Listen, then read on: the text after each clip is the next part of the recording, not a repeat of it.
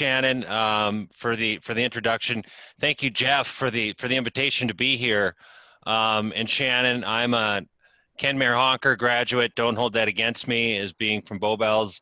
Uh, uh, we're basically neighbors growing up, so they're only about 20 miles apart. So that's great. I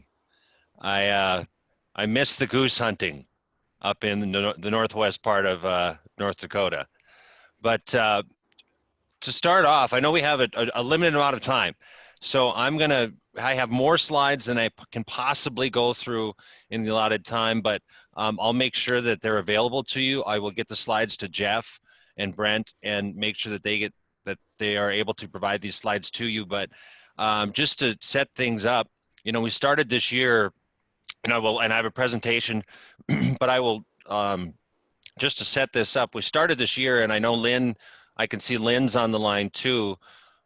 We started this year with oil at, I think January 1 was about $61 NYMEX, and we were right around that 1.5 million barrels per day. I think our first meeting on oil forecast was 15, 20 minutes, and we go, oh, it's pretty easy.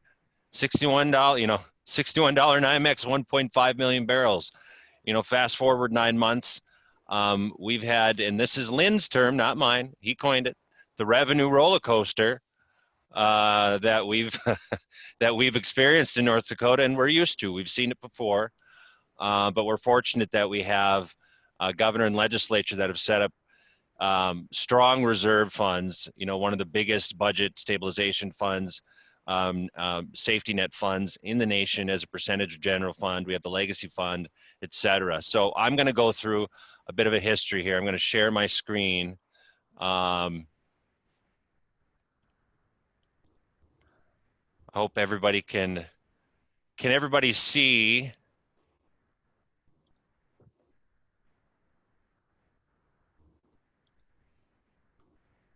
my slideshow? We're good to go? Okay, great.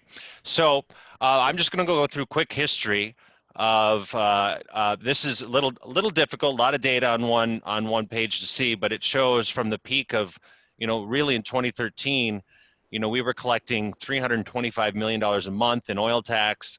You can see sales and use tax. We were collecting $1.5 billion in just one fiscal year. And, again, $2.5 billion in oil tax through that fiscal year. And these are fiscal years ended June 30th. You can just see how much revenue we were taking in like fiscal year 13, and then just move. And then, of course, 14 and 15, but move very quickly to 16 and 17. You can see how quickly we dropped. We dropped almost in half by the time we got to fiscal year 17 when you take oil tax and sales tax and income tax all into account. So goes oil, so goes the rest of our revenues. We are very, very dependent on oil, and I will never deny that. The oil industry is an extremely important and one of the largest sectors of our economy. And I like to compare us to Texas. We're second to Texas in oil production, but they have an economy 30 times the size of North Dakota. We have a $52 billion economy. They have a $1.5 trillion economy. So when oil prices fluctuate, they see a few percentage point fluctuation in their overall revenues. We see 30 or 40% fluctuation. And that's why Moody's Analytics, who does some forecasting work for most states in the nation, says we are the most difficult state to forecast. So you see these fluctuations in these numbers. I will show this visually, and that is, this really shows it. This shows the picture. We really do, east and west. Of course, the west is more impacted than the east, but when oil prices fluctuate, it isn't just the west that has an impact. We see double-digit swings in revenues in the eastern part of the state when it comes to like sales tax, taxable sales and purchases, et cetera. But you can see how our major tax types, income tax, sales tax, both the major contributors to the general fund, sales tax being number one, heavily rely on oil. And regionally, now these are taxable sales. This isn't revenues, but the actual sales of taxable products, which includes oil inputs, all the products that go downhole and all the products that go, on a well site, whether it's rigs, pumps, tanks, cement casing, all of the miles of all the millions of pounds of frac sand and the miles of cement casing. You can see how regionally you look at the western cities, of course, Williston, the huge swings in taxable sales and purchases, which has a huge swing in their economic base. Dickinson, of course, and Minot, but it had an impact on the eastern part of the state too, and that's why I like to show this. Fargo wasn't impervious to this. Grand Forks was not untouched by this. Oil is 30% by my estimation of the overall sales tax base in North Dakota based on this slide. So you look at 2007, historically, that slide, you look at the industries, mining, wholesale trade, manufacturing, historically, you can see a little black sliver on the top. That was mining and oil extraction. It was a very small fraction of our sales tax base. And wholesale trade includes a lot of oil, but back in 2007, it was mostly agricultural trade that made that up. Fast forward to 2013, mining and oil extraction is huge, and then most of that gray area, that growth from 2007 to 13 is all oil, virtually all oil. So it's easy to assume that a quarter to a third of our sales tax base is oil inputs directly, and I'm not even taking into account some multiplier effect. So, and then you look at 2019, that ratio is still, even though we've decreased, kind of found 2019 was what we thought, was the new normal. Things have changed now in 2020. But you look at 2019, that ratio is basically still there, where you look at oil and mining, basically fossil fuels being about a third of our sales tax base.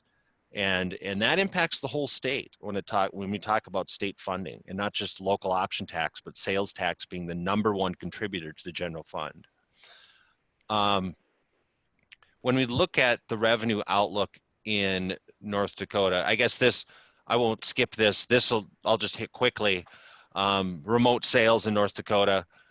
We've collected about 75 million in the last 2 years since we've been able to collect from online sales. You can just visually see that online sales are just taking off. A lot of it's due to COVID.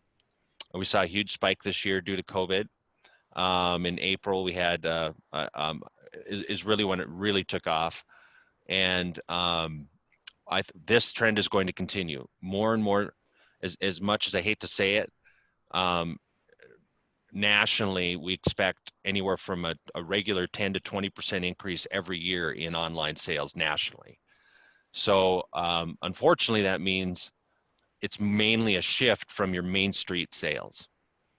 I'm a big supporter of buying locally, push that a lot, but nationally, the trend is we're going to see more and more online sales. So we have 8,000 active online permits in North Dakota out of only about 50,000 total sales tax permits, and that number keeps growing.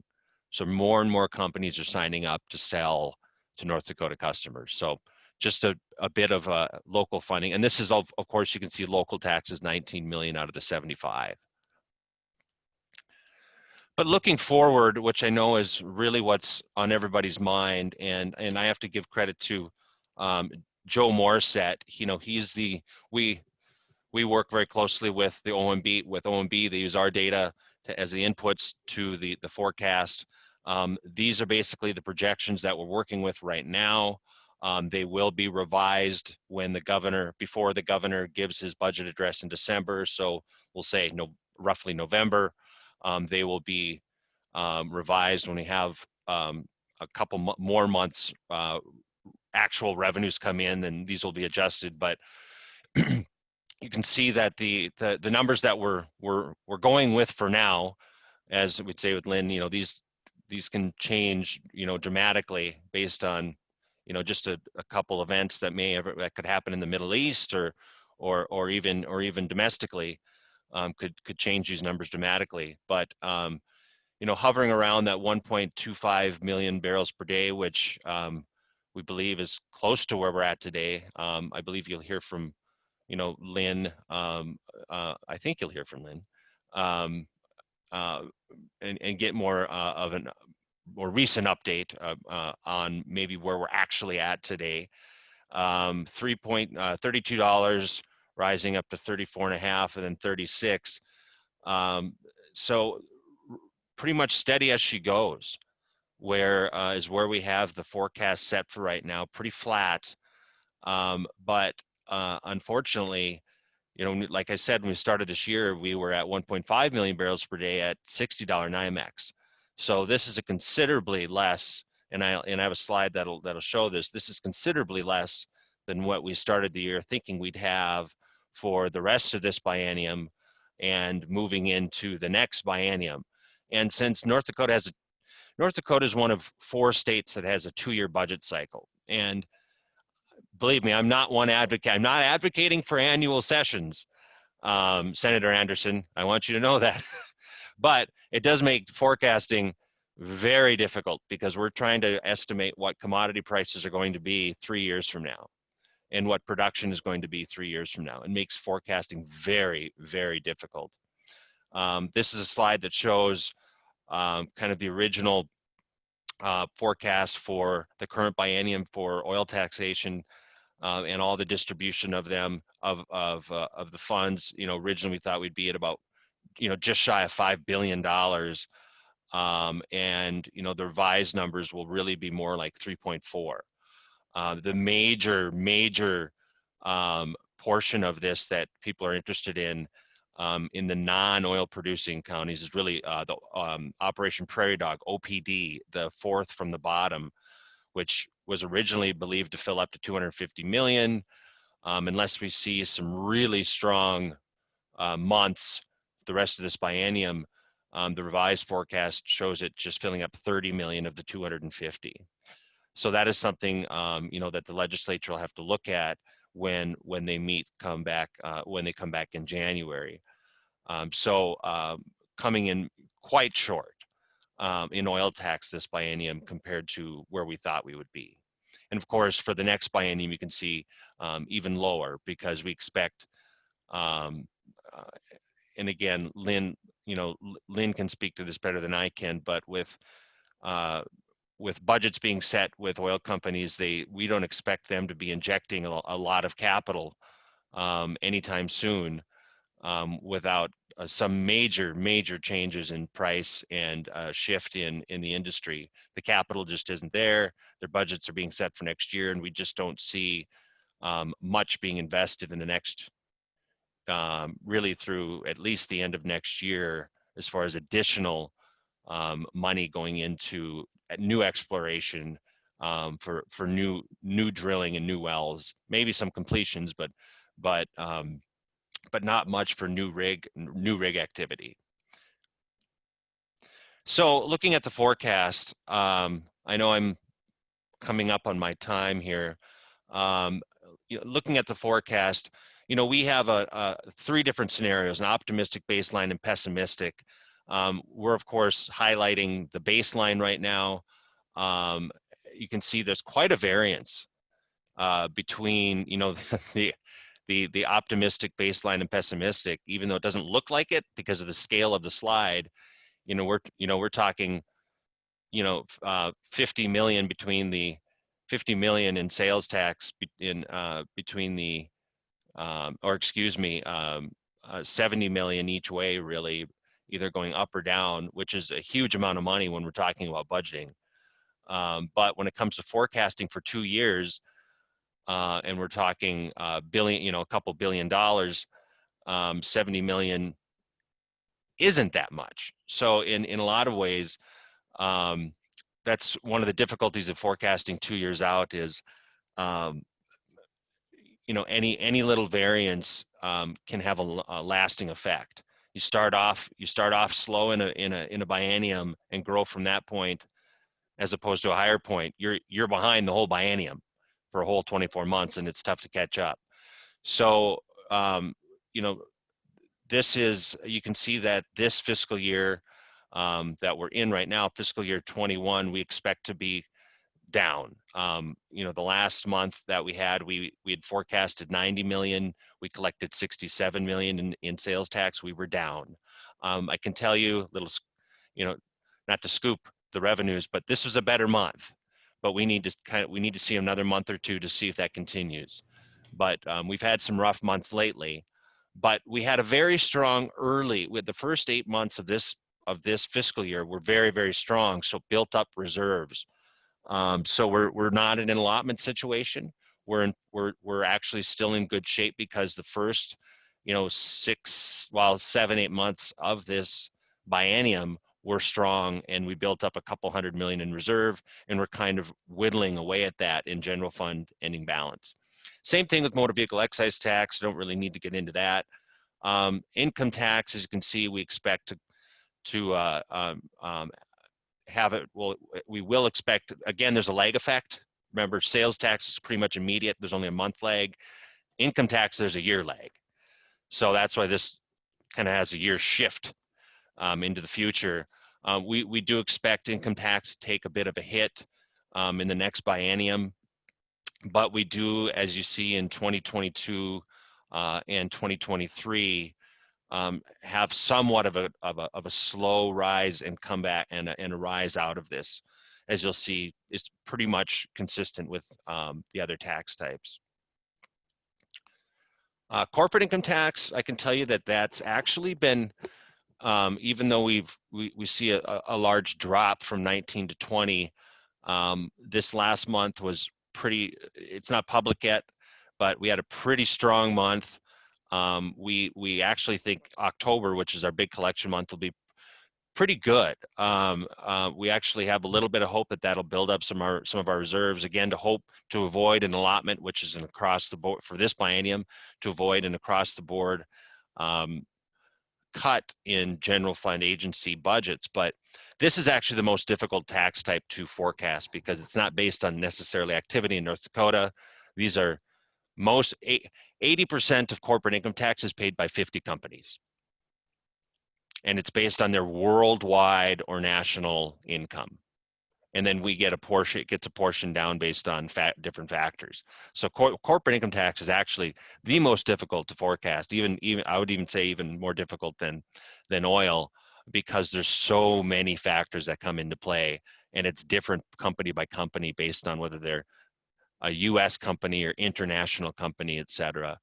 But a little bit of strength in corporate income tax because it isn't just North Dakota oil or North Dakota reliant or what's happening with COVID here. It's a little bit more diversified than our sales tax base and our oil tax base.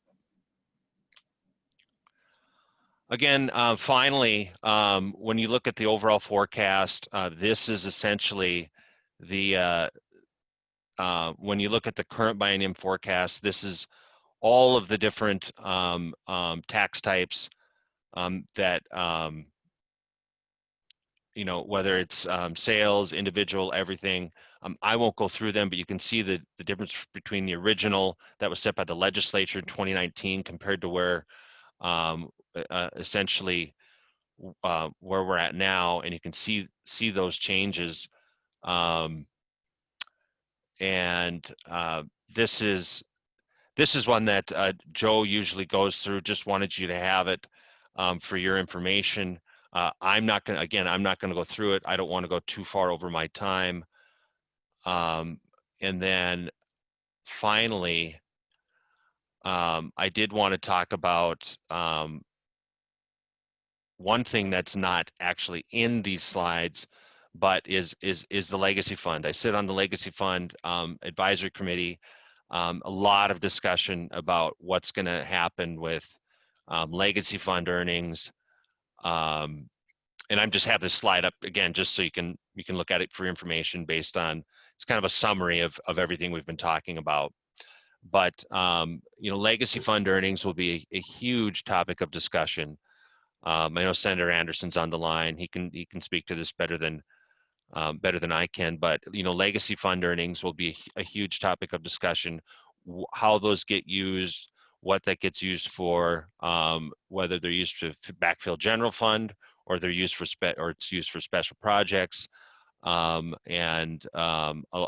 Just as it was last session, a major topic of discussion, as it should be. It is the newest revenue source for the general fund. But constitutionally, it's a general fund deposit, and it flows in there. That's what the voters voted on. So right now, it is general fund money, and can be spent any way the legislature chooses with a simple majority. And with that, I think I'm running up against my time. And with that, I'll turn it back to Shannon and just say thank you. And I'm not sure if we're doing Q&A or if we're moving on, but I just want to say thank you so much for the opportunity. I know I went through a lot in a short amount of time, but I'll make sure to make these slides available to you so you can have them for your reference. So thank you so much. Brent, did you get any questions?